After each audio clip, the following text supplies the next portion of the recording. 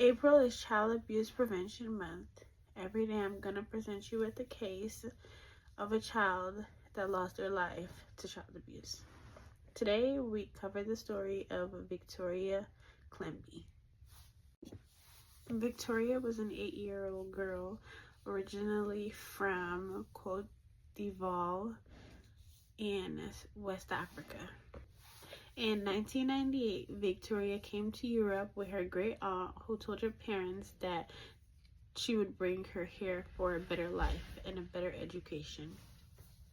But instead of going to France as promised, Victoria was taken to London instead. Initially, the plan was to take Victoria's cousin Anne to Europe. Her parents had initially agreed to let the great aunt take her.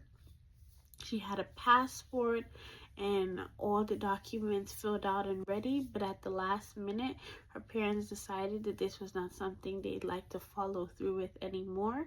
So then Victoria's aunt decided to ask her parents if they wanted to let Victoria come to Europe and have a better life, and they agreed.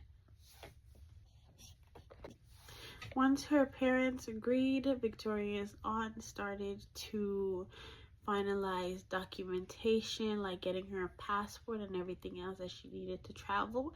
And then she came to Europe in 1998. In London, Victoria lived with her great aunt, and then later on, her aunt started dating this guy who was a bus driver, and he later moved in.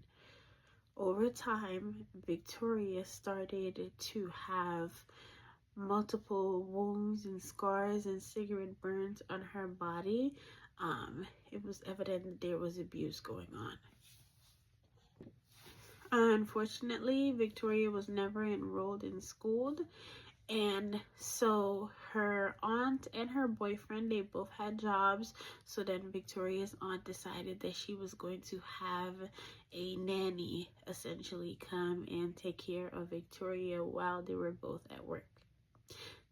Quickly, the nanny realized that there were a lot of signs of abuse on Victoria's body. There were a lot of wounds and cuts and cigarette burns that were not healed, or that had healed and had been reopened. So she decided that she was going to take Victoria to the hospital.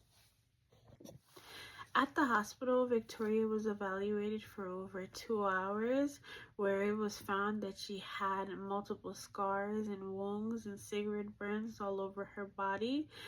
And so the hospital staff decided that they were going to contact the police. The police came, and then both the aunt and the uncle were called. Once they got to the hospital, their defense was that Victoria self-inflicted these injuries. After a minor investigation or minor questioning, the police decided that their reasoning was good enough to let them take Victoria home. And so Victoria was placed right back into the same place where she was being abused. In February of 2000, Victoria was found unresponsive in the home. She was then rushed to the hospital, where after multiple attempts and tries to revive her, doctors were unfortunately unsuccessful. It was later found out that she died of cardiac arrest.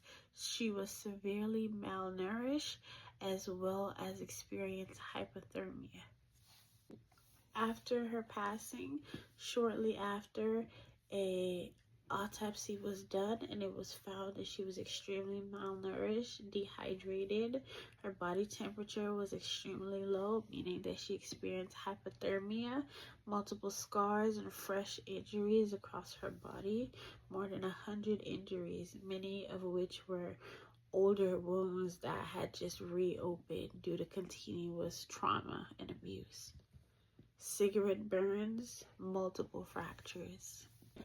It was later revealed that Victoria had came into contact with 12 different people in authority that could have helped her, that did not do enough to make sure that she was safe.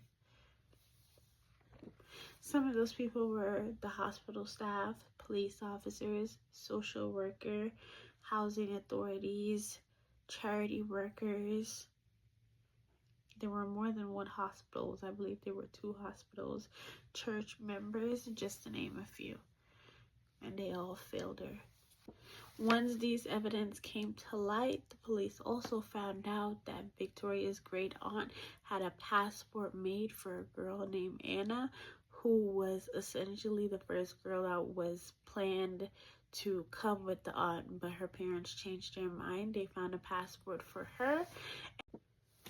This case obviously caused an uproar in the UK because people felt as though there was not enough done for her, which rightfully so. She came in contact with 12 different people and authorities, and no one did anything to make sure that she was safe.